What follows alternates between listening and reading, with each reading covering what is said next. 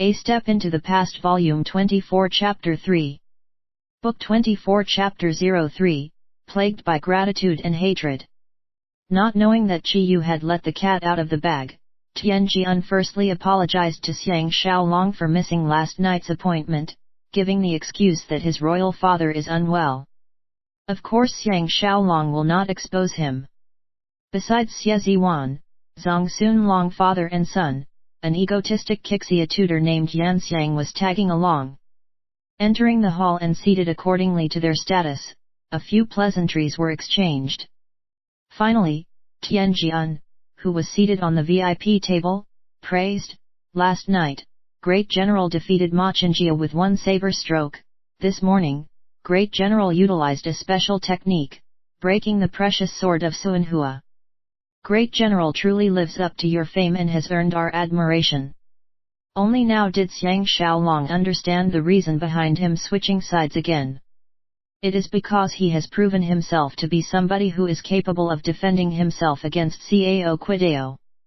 He quickly uttered a modest reply while Zhang Xunlong and the others are praising him to the skies. Unexpectedly, this Qixia tutor Yan Xiang glared at him from the corner of his eye, interrupting, "Presently, in the large state of Qin, who is the real powerhouse?" Xiang Xiaolong intentionally acted surprised. "Of course it is Crown Prince Zheng. Who else can it be?" Yan Xiang confidently retorted, "But according to Qin's imperial uncle, as long as Crown Prince Zheng is not coronated, his authority is not official. What does Great General think?" Xiang Xiaolong can instantly feel the entire length of his spine turning cold. This straight-talking and arrogant Qixia scholar has accidentally spilled the beans that Lu Bue is indeed highly suspicious of Xiao Pan's identity and is using this claim as a means to win Tianjian to his side. If it turned out that Lu Bue had already sent someone to Handan in search of the couple who raised Ying Zheng, it would be a disaster, for he could easily topple Xiao Pan or use it as a bargaining chip to blackmail Xiao Pan.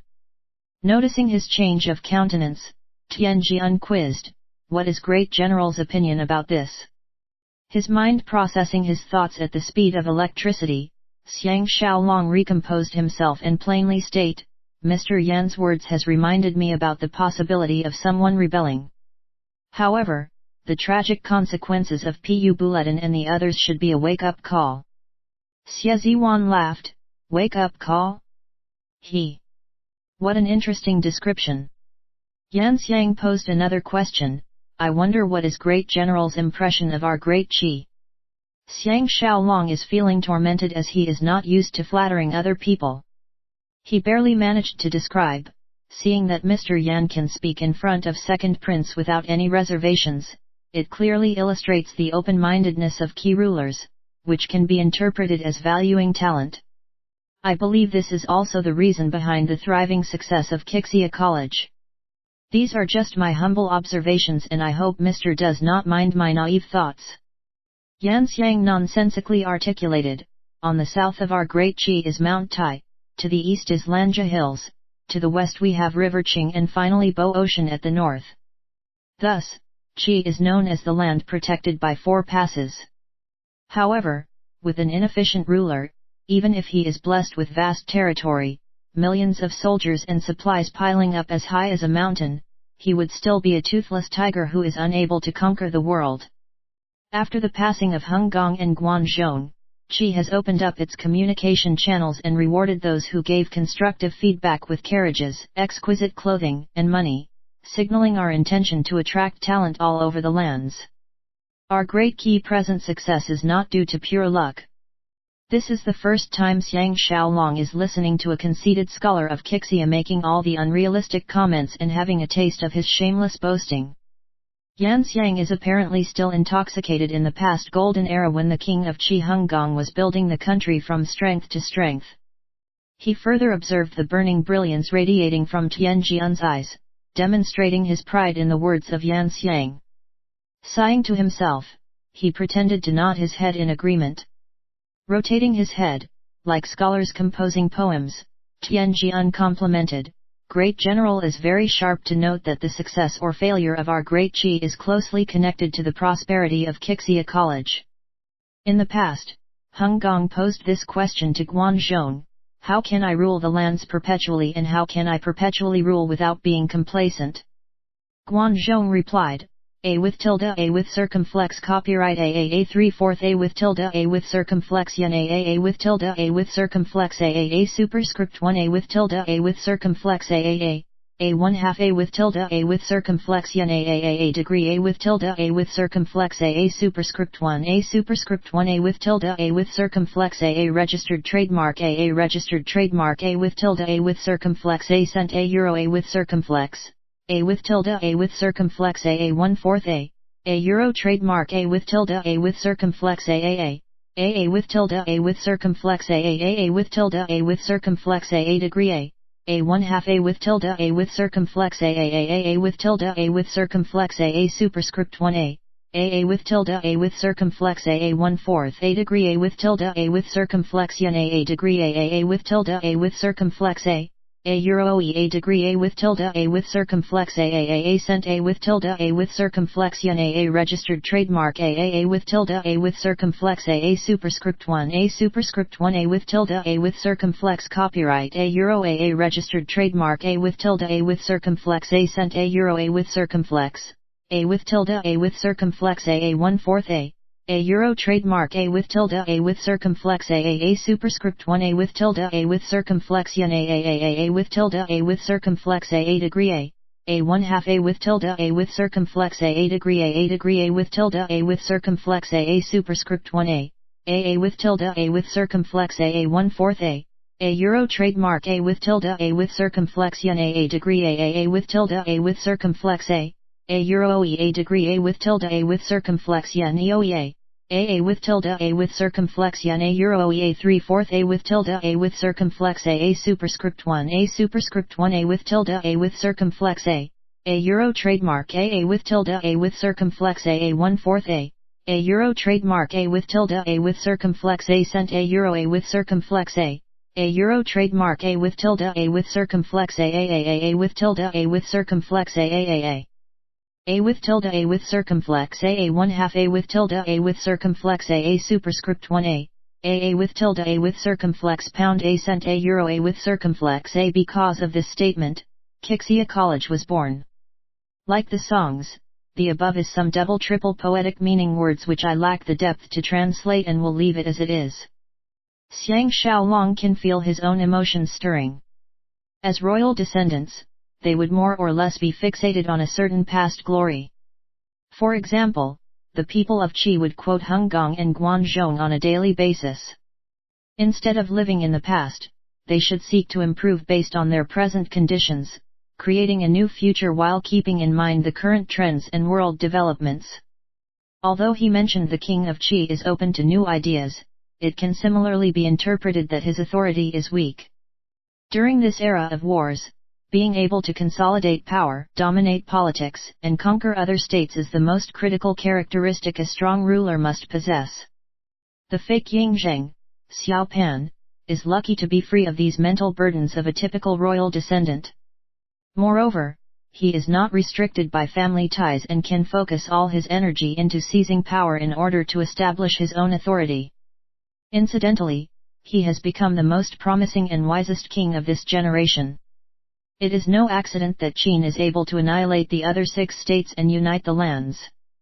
It is partly because no other ruler shares the same background and upbringing of Xiao Pan. Zhang Xunlong interrupted, it is a well-known fact that Crown Prince Zheng relies heavily on Great General. Now that the various states are hostile and preparing for war, does Great General have any plans to assist Qi? Remembering Prince Dan and Suyij, Xiang Xiaolong is feeling conflicted. Zhang Xunlong's words are obviously hinting himself to provide the same guarantee that Liu Bui is offering Tianjian in order to wrest Tianjian from the hands of Tian Dan. On hindsight, no matter what he says, he can never change the course of history. But for Shan Ro's sake, he must come up with a commitment. Scanning the crowd and savoring the looks of anticipation from the eyes of everyone, he officially states, Crown Prince Zheng is still a juvenile and will only be coronated next year. As a result, he is focusing his attention on internal politics. The construction of Zhenqiu Canal is taking up the bulk of his time. With regards to external invasion, he has always adopted a passive stance. One of the agendas of my trip to Qi is to affirm the strong ties between our two states. Yan Xiang sarcastically pointed, ever since Ying Zhang returned to Qin, Eastern Zhou has been conquered, followed by Han's Munian City and Rongyang City. There is also Zhao's Taiyuan City, who was overwhelmed and became a new city of Qin. Lastly, Wei lost 37 cities to Qin too. These facts do not seem to tally with Great General's statement. Xiang Xiaolong had intentionally designed his words to trick him into making this accusation. He calmly replied, "We all know who is the perpetuator behind Eastern Zhou's military campaign. The other territories were captured by Meng Ao. I guess it is pretty obvious why Meng Ao is able to monopolize control of the Qin military." Instantly, Tianjian's countenance changed faintly. Xiang Xiaolong's words are actually made up of half-truths. In terms of occupying territories, Xiao Pan, the future Qin Shi Huang, is even greedier than Lu Buwei. Due to his adolescence, he could easily shift all responsibility to imperial uncle Lu Buwei, who, in reality, has no authority despite such a grand title. The recent military maneuvers were indeed drafted personally by Xiao Pan, but this information is not known to outsiders. Yan Xiang is adorably honest and nodded, "Great General is right. Tian Dan is getting muddle-headed in his old age and has failed to perceive Lu Buwei's innate character. Second Prince should know who are your ideal partners by now." Hearing this testimonial, Zhang Xunlong and the others are overjoyed. Tianjian, on the other hand, was feeling awkward and dryly coughed once. Speaking with Great General is truly enlightening. Hey! After Great General's duel with Grandmaster Cao, Tianjian will host a banquet to honor Great General. Since nobody else has anything to add, the meeting was concluded. After Yan Xiang and the others left, Zhang Xunhua stayed behind and introduced Xiang Xiaolong to Yao Sheng, one of the warriors that is in his escort team. Yao Sheng is born and bred here. If Great General requires any errands to be completed, feel free to assign the task to him directly and you need not go through us at all. After repeating the same instructions to Yao Sheng, he took his leave. Scrutinizing Yao Sheng, Xiang Xiaolong estimated him to be around 30 years old and has eyes that glow with wisdom. With a handsome face, he comes across as someone who can remain calm and steady in any situation. Hit by a brainwave, he instructed, "I wish for Brother Yao to keep Han Chuang and Guo Kai under surveillance and report their movements to me. You must not allow them to detect your presence." Yao Sheng respectfully bowed, "You can call me Yao Sheng. Great General has gained my admiration. This is a small issue and I will definitely accomplish Great General's mission." Finishing, he left to execute the order. Using this break, Xiang Xiaolong returned to his room for a nap.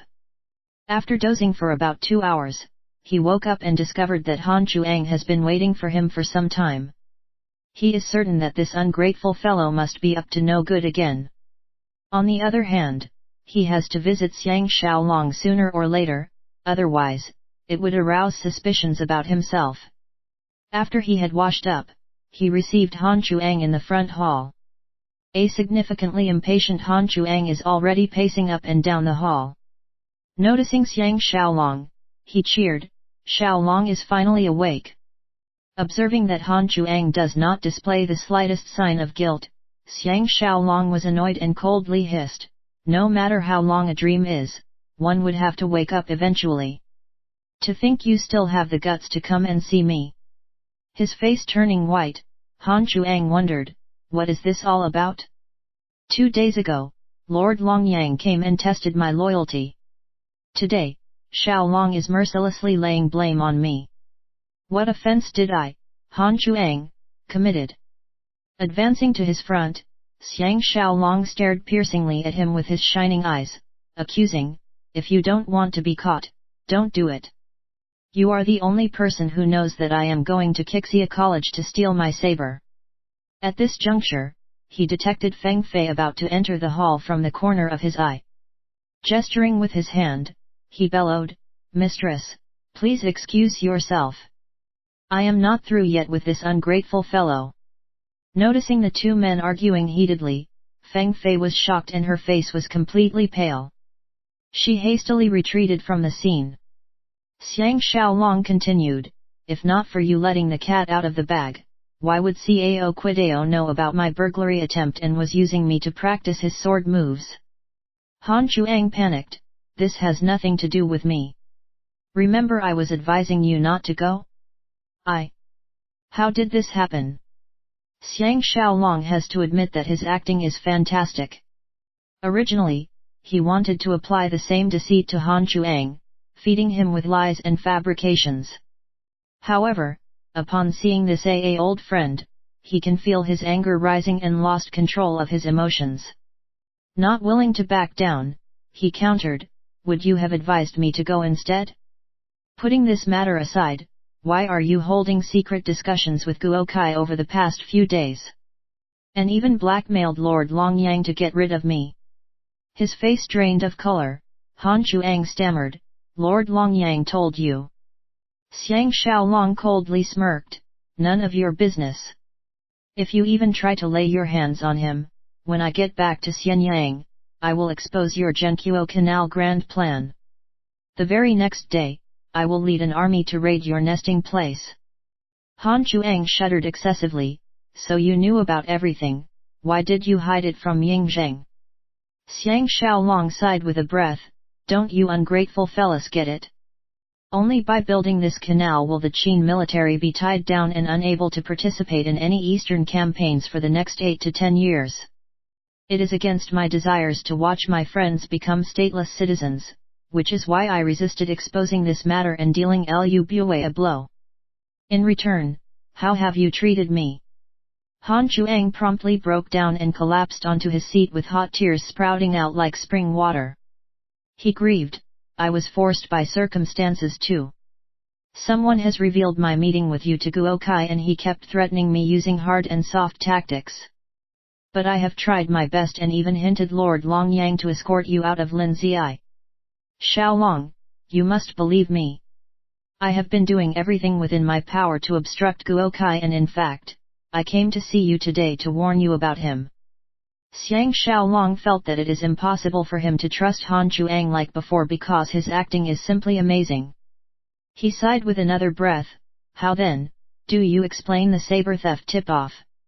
With a mixture of tears and snot on his face, Han Chuang wept, if I was the one who leaked this information, may I die within a year. I am heavily indebted to Xiaolong and no matter how heartless I, Han Chuang, am, I would never stoop to such a despicable act. Xiang Xiaolong reflected, could it be somebody else eavesdropping on their conversation and overhearing this exchange? By now, his anger has been appeased and he sat down beside Han Chuang, castigating, you are a grown man, can you stop crying like a damsel in distress? Using his sleeves to wipe his tears, Han Chuang shook his head in a pitiful manner, wheezing, over the past few days, I spent all my waking hours locking horns with antagonists. The pain is almost unbearable. Now that Xiaolong has given me a piece of your mind, I somehow felt much better. Patting his shoulder, Xiang Xiaolong consoled, you should go home. Both of us should spend some time in quiet contemplation.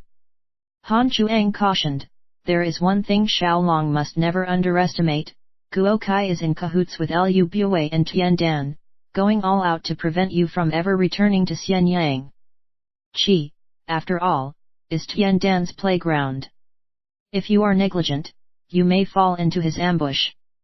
Xiang Xiaolong plainly state, as long as my friends don't betray me, I can handle any situation. This matter is far from simple, you had better not get involved or Guo Kai may take you down as well. He then frostily grunted, it seems like I, Xiang Xiaolong, is a pushover in their eyes. Guo Kai, this old thief must be tired of living. Han Chuang exhaled a breath of cold air and mused, I finally had a taste of Xiaolong's unimaginable forbearance and magnanimous attitude. Before your match with T.A.G, Lu Bue and Guo Kai should be keeping their paws off you. But if you happen to win, the situation will be entirely different. Seizing Han Chuang, Xiang Xiaolong pushed him towards the main door and hinted, "Go back and tell Guokai, tell him that for the glory of Qin swordsman, I will definitely have a go with Cao Quidao." Han Chuang was immensely shocked. "Aren't you planning to flee the city before that?" Pushing him straight out of the door, Xiang Xiaolong smiled in return but did not offer a reply. After tearing off Han Chuang's mask, he felt much more peaceful. Lord Long Yang is right. Although Han Chuang is no noble character, his friendship towards him is sincere. Greatly comforted by this fact, he was glad that human goodness does exist in everyone. Currently, he can no longer differentiate between friend or foe. Except for Shan Rou and Xiao Yuan, he would never place his full trust in anyone else, including Li Yuan and Lord Long Yang. Who can guarantee that they may not have a change of heart or are simply lying to him from day one? This is the first time in his life when he cannot distinguish between his allies and his enemies. Barely stepping over the door ledge, he was welcomed by Feng Fei. She quizzed, "What is going on between you and Marquis Chuang?" Xiang Xiaolong smiled, "It is nothing. It is now sunshine after the rain." Feng Fei slowly and sadly shot him a look, angrily interrogating, "Why didn't you come over last night? Am I, Feng Fei, not worthy of great general's attention?" Xiang Xiaolong groaned, "It is the exact opposite. I am concerned that after relishing mistress's enticing body, I would lose control of my emotions. That will give rise to unforeseeable consequences while we are trying to escape." Putting on an air of disdain, Feng Fei admonished, "Will you stop linking every issue to that? The situation is very clear to me now. Even those who hate you to the core are unable to do anything to you. Since you do not love me, why don't you simply say so?" Xiang Xiaolong can instantly feel the heavy thumping in his head. Pulling her sleeve, he led her towards the inner courtyard and changed the topic, "Aren't Shizhen and the others rehearsing? How can they do a good job with you, first mistress, giving instructions by the side?" Feng Fei giggled with AAAPUCI. She chuckled, Your best skill is skirting issues whenever they become too hot for you to handle. Now that I do not have a lover, I may lose control one night and slip underneath your blankets while you are in bed. When that happens, I want to see how long you can hold out." Aroused, Xiang Xiaolong smiled, "Didn't mistress say your heart is dead? Why are you suddenly so passionate again?" Curling her cute little mouth, Feng Fei coquettishly stared at him, censuring, "It is all your fault, trying to seduce me while acting gentlemanly, hugging me when you feel like it and giving me deep kisses whenever you are in the mood. Even your words are amorous and ambiguous. Feng Fei is just an ordinary lady and would naturally seek your love and attention after being stimulated by you on multiple occasions." Xiang Xiaolong can feel his own urges rising but reminded himself that this rare beauty Feng Fei is better left untouched. Fortunately, all his desires for her would vanish straight away whenever he thinks of her past affections for Han Ji. He is no longer the same Xiang Xiaolong who arrived in this era years ago. Growing out of the age of one-night stands, he would now consider the consequences of his actions.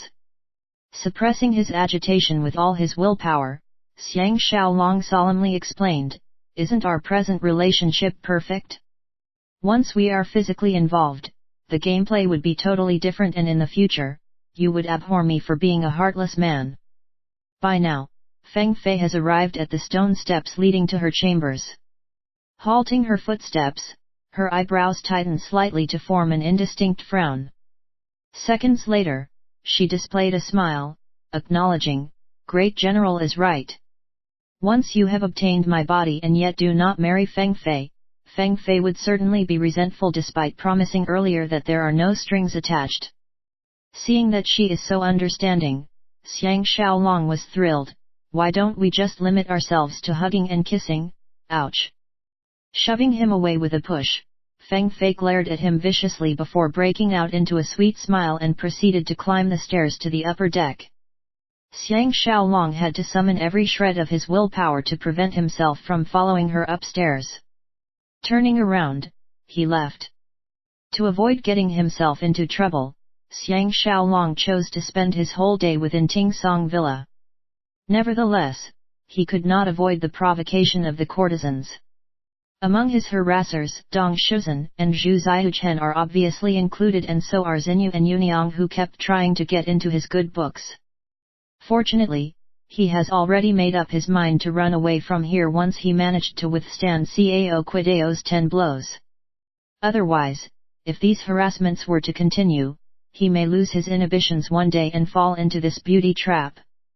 In the evening, Xiao Yuan came looking for him, and the two men headed to the garden for a stroll.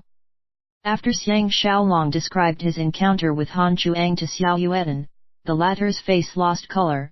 Xiaolong should not have disclosed your knowledge about Zhenqiu Canal, this may inadvertently force Han Chuang to kill you. Xiang Xiaolong had a big shock. Are you sure?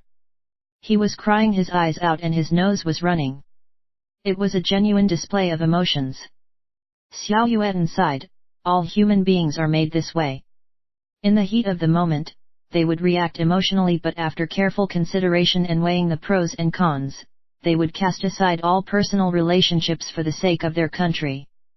Xiang Xiaolong nodded his head. Elder brother's words always makes the most sense. Luckily, I need not depend on him. Zhang Xunlong and I are in a mutually beneficial partnership, he should be much more reliable. Xiao Yuan bitterly smiled, this is precisely why I came to look for you. Remember Zhang Xunheji? He just gave me a fresh update, reporting that Han Ji brought Lu Bue to pay a visit to Zhang Xunlong father and son. However, he is not aware about their meeting agenda. Xiang Xiaolong was thunderstruck, doesn't Lu Bue fear Tian Dan's wrath? Xiao Yuan coldly sniggered, doesn't Xiaolong understand this old thief by now? Tian Dan is getting on in years and is no longer the Tian Dan of the past. Due to his early contributions, the royal family is still accommodating towards him. One of the reasons why the king of Qi stripped Tian Sheng of his crown prince title is because Tian Sheng approves Tian Dan's demands unquestioningly. Moreover, Lu Bue is known for securing his objectives at all costs, even if it includes working together with his past enemies. Xiang Xiaolong chortled, I am conscious that Zhang Xunlong is no gentleman, but presently, I am much more useful to him compared to Lu Bue. I am confident that he would not switch sides. Xiao Yuan frowned, do not underestimate Lu Bue. For him to openly approach Zhang Xunlong, I am sure he has some compelling reasons. All you need to do is wait and see if Zhang Xunlong would take the initiative to tell you about Lu Bue's visit. From there, you can determine if they are still loyal to you or not. Xiang Xiaolong was secretly alarmed, recalling Xiao Pan's identity crisis. If Lu Bue is using this trump card on Zhang Xunlong father and son, it is possible that they may switch allegiance to Lu Bue. Another critical aspect is Han Ji's unique status. With him moderating the discussion and aligning their interests, it is possible for the impossible to happen. At the end of the day, Zhang Xunlong is still hankering after Feng Fei. If he assumes Xiang Xiaolong to be simply a paper tiger, this calculative bloodsucker may harden his resolve and commit himself to the unexpected. Ultimately, the people of Qi share the mentality of the other 5 eastern states, regarding Xiang Xiaolong as the number one enemy. Years ago, Qin General Bai Qi inflicted catastrophic damages upon them. Now that he, Xiang Xiaolong, is widely acknowledged as the Bai Qi of today, who wouldn't wish to see him dead? Based on these fresh developments, his grand plan is no longer viable and he has to reconsider the trustworthiness of his AA allies. Even if he is all alone by himself, most of his tasks are still accomplishable. The problem is that he cannot abandon Feng Fei. Xiao Yuan's voice sounded beside his ear, for the next 2 days, we must brainstorm and formulate a plan to slip away without anyone's knowledge. Xiang Xiaolong realized that the situation must be really deplorable if even this wise and experienced friend is feeling the same helplessness as him. It looks like the best way out is for him to slip away first while imploring Xie Ziwan to extend his protection to Feng Fei. The golden question remains, is Xie Ziwan able to do so?